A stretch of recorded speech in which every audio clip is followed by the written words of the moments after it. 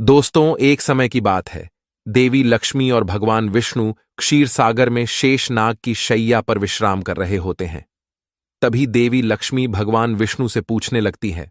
हे प्रभु, स्त्री के शरीर का वह ऐसा कौन सा अंग है जिससे उसका सौभाग्य जुड़ा हुआ होता है?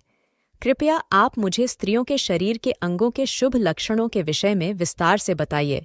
भगवान श्री हरि विष्णु मुस्कुराते हुए कहते हैं, हे देवी, आज तुमने बहुत ही महत्वपूर्ण प्रश्न किया है। इस संसार में एक स्त्री का महत्व सबसे बढ़कर होता है। अलग अलग अवस्थाओं में स्त्री अपना कर्तव्य निभाती है। कन्या के रूप में वह पिता के घर में सौभाग्य लेकर आती है, एक पत्नी के रूप में अपने ससुराल में सौभाग्य लेकर जाती है, और एक माता के रूप में अपनी संतान को सौभाग्य प्रदान करती है। किंतु वह पत्नी के रूप में ही अपना सर्वश्रेष्ठ कर्तव्य निभाती है। एक स्त्री के शरीर के अंगों से ही उसके आचरण और सौभाग्य का पता चलता है। ऐसे शुभ अंगों वाली स्त्री अपने पिता, पति तथा पुत्र के लिए बहुत ही भाग्यशाली होती है। हे देवी, आज तुमने जो प्रश्न किए हैं, उन सभी प्रश्नों का उत्तर देने से पूर्व मैं तुम्हें एक महान सती का इतिहास सुनाता हूं। वह सती है दामोदर की पत्नी, जिन्होंने अपने महान त्याग से मुझे प्रसन्न किया था। हे देवी, जो भी मनुष्य इस महान कथा का श्रवण करता है, उसके समस्त पापों का और उसकी दरिद्रता का नाश होता है। इसीलिए आप इस कथा को ध्यान से पूरा जरूर सुनना। देवी लक्ष्मी कहती है, हे प्रभु, आप मुझे उस महान सती की कथा अवश्य सुनाइए। मैं इस कथा को ध्यानपूर्वक सुनूंगी। भगवान विष्णु कहते हैं, हे देवी, पूर्व काल की बात है। कांची नगर में भक्त दामोदर दास और उनकी पत्नी निवास करते थे। उनके घर में उन दोनों के अलावा अन्य कोई नहीं था। दोनों ही परम दयालु और श्रद्धालु थे। उन दोनों की प्रकृति अत्यंत उदार थी। दोनों ही परम संतोषी और भगवत भक्त थे। दामोदर प्रतिदिन गांव से भिक्षा मांगकर लाते और उनकी पत्नी भोजन बनाया करती थी। यदि उनके द्वार पर कोई अतिथि आता तो वे उसकी सेवा करते, उसे भोजन कराने के बाद ही भोजन किया करते थे। यदि कोई अतिथि नहीं आता तो वे पशु पक्षियों को उनका भाग देकर भगवान का नाम लेकर बड़े ही प्रेम से भोजन का आनंद लेते थे। उनके मन में किसी भी प्रकार का द्वेष और अहंकार नहीं था। उन्हें भिक्षा में जो कुछ भी मिल जाता उसी से वे दोनों संतुष्ट रहा करते थे। अधिक की कामना भी नहीं करते थे। यदि उन्हें भिक्षा भी नहीं मिलती तो भी वे ईश्वर का धन्यवाद करते हुए शांति से जल पीकर सो जाया करते थे। उनके पास असंतोष और अशांति भटक भी नहीं पाती थे। उनके अंदर भगवान के प्रति दृढ़ विश्वास और श्रद्धा थी। इसीलिए उन्होंने कभी अपनी गरीब परिस्थिति के लिए भगवान को नहीं कोसा। फिर एक दिन दामोदर दास भिक्षा मांगने के लिए घर से निकलते हैं। द्वार द्वार भटकने पर भी उन्हें किसी ने भिक्षा नहीं दी। उस दिन उन्हें अन्न का एक दाना भी नहीं मिला, जिससे निराश होकर दामोदर दास अपने घर पर आ गए और अपनी पत्नी से कहने लगे, हे प्रिय, आज तो भिक्षा में अन्न का एक दाना भी नहीं मिला है। लगता है आज के दिन भूखा ही सोना पड़ेगा। शायद प्रभु की भी यही इच्छा है।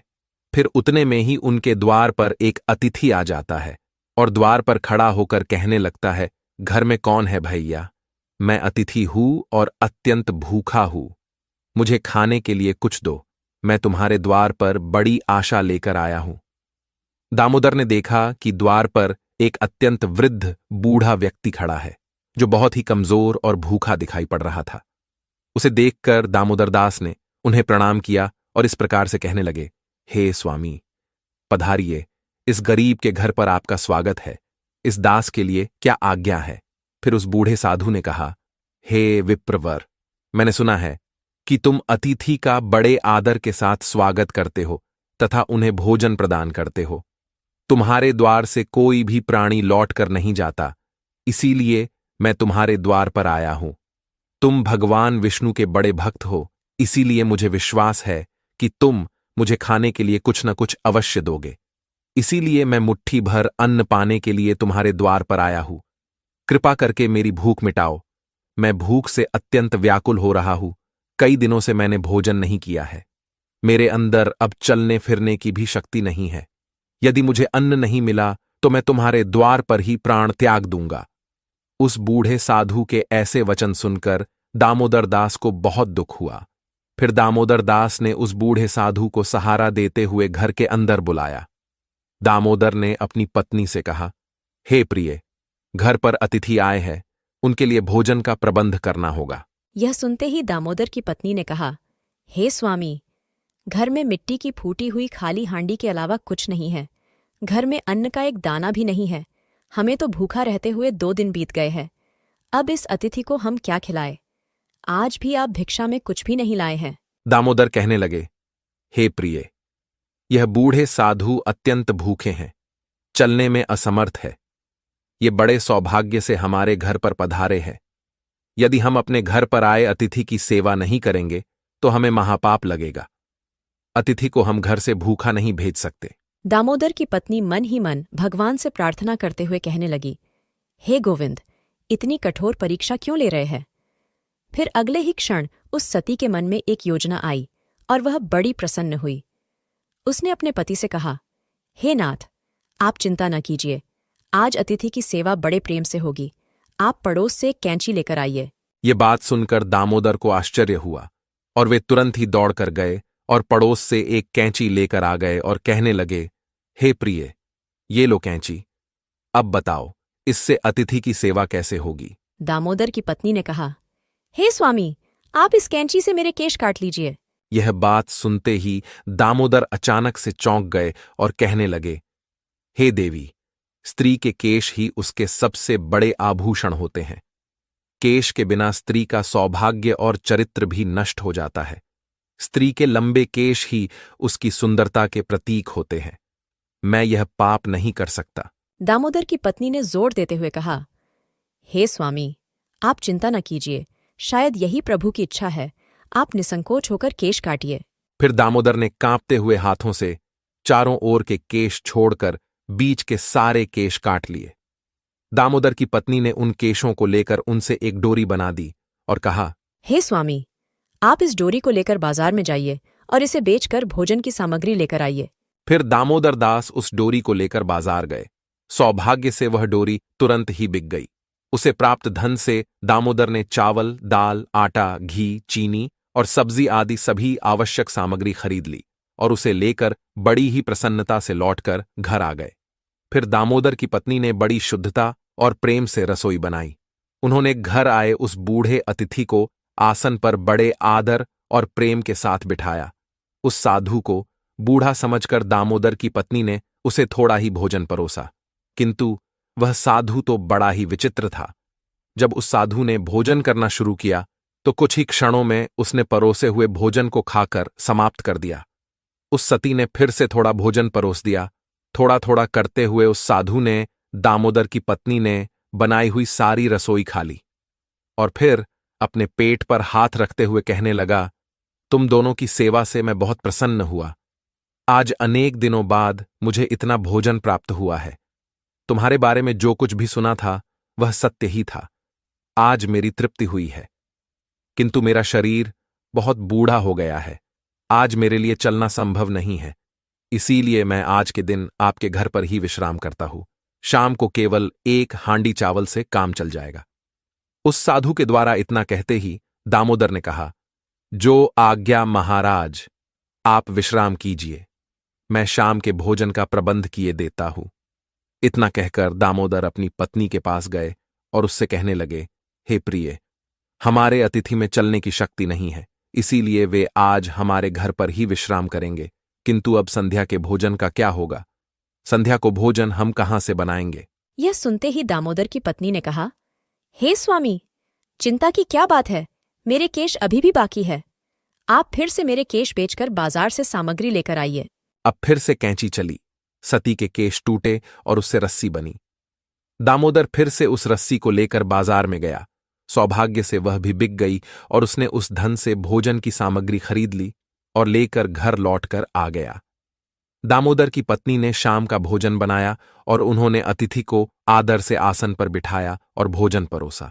अतिथि ने थोड़ा थोड़ा करते करते 1-1 चावल छट कर लिया और देखते ही देखते सारा भोजन खा लिया। फिर वह बूढ़ा अतिथि कहने लगा, अरे भाई, आज बहुत थक गया हूं, रात के लिए यहीं पर सो जाता हूं, सुबह उठकर चला जाऊंगा। यह सुनकर दामोदर ने कहा, ठीक है महाराज, आपकी जैसी इच्छा, आप आज हमारे घर पर ही विश्राम कीजिए। वह बूढ़ा अतिथि दामोदर के घर पर ही विश्राम करने लगा।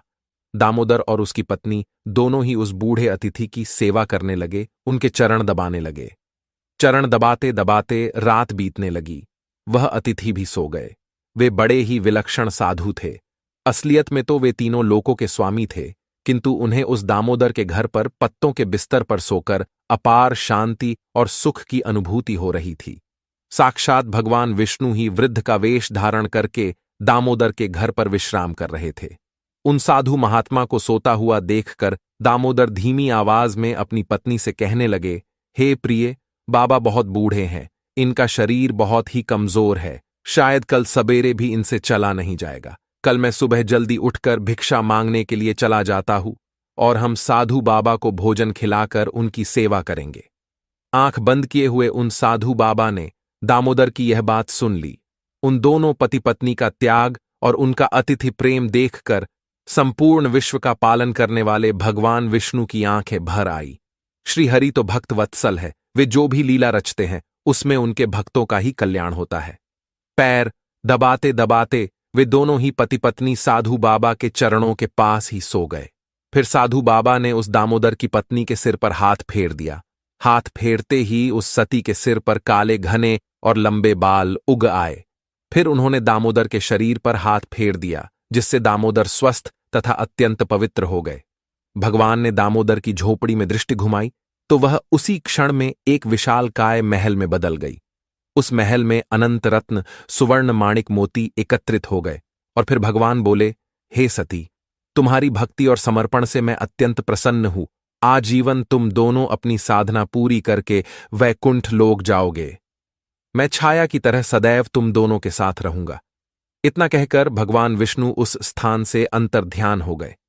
कुछ देर बाद जब दामोदर की पत्नी की नींद खुली तो वहां का नजारा देखकर वह आश्चर्यचकित हो गई।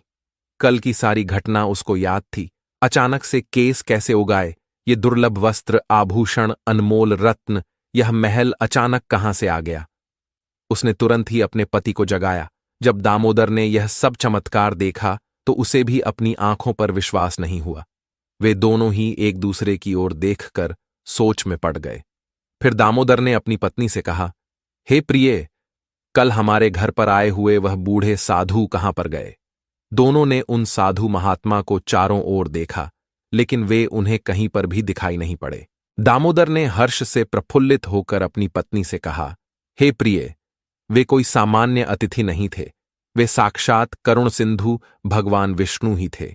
यह सारी विभूति सुदामा की तरह ही उन्होंने हमें भी प्रदान की है।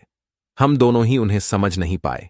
भगवान विष्णु कहने लगे, हे देवी, इस प्रकार से दामोदर की पत्नी ने एक स्त्री के सबसे महत्वपूर्ण आभूषण का त्याग करके अपनी भक्ति की परीक्षा दी। एक स्त्री के लिए उसके केश सबसे महत्वपूर्ण आभूषण है। केश गंगा के समान पवित्र है। स्त्री के बाल लंबे होने से उसे सौभाग्य की प्राप्ति होती है। जिस स्त्री की हाथ की उंगलियां गोल, लंबी, पतली व मिलाने पर छेद रहित, कोमल तथा लाल रंग की हो, वह सुख व भोग पाने वाली होती है। जिसके नाखून लाल, कोमल, ऊंचे और चिकने हो, वह ऐश्वर्य प्राप्त करती है। जिस स्त्री के गर्दन में 4 अंगुल नाप की साफ 3 रेखाएं हो, तो वह गहनों से सजी रहती है। जिस स्त्री की भौहें ऊंची, कोमल, सूक्ष्म, आपस में मिली हुई व धनुष के समान है, वह भी सुख व सौभाग्य देने वाली होती है। भगवान विष्णु के अनुसार यदि किसी महिला का चेहरा गोल होता है और उसकी नाभि दाईं ओर झुकी हुई है, वो आगे जाकर भाग्यशाली होती है और प्रसिद्धि प्राप्त करती है।